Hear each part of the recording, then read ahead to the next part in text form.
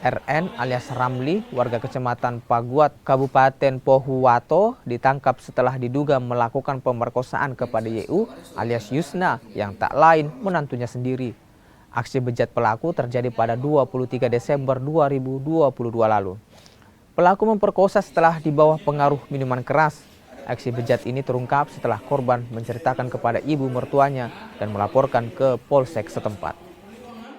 Motif pelaku melakukan perbuatan ini adalah pada saat menantu ini sendiri di rumah, ada niat dan kesempatan pelaku ini untuk melakukan perbuatan tersebut, akhirnya melakukan perbuatan asusila terhadap menantu.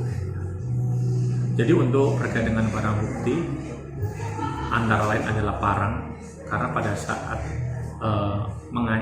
terhadap korban itu dilakukan pengancaman dan juga pakaian korban.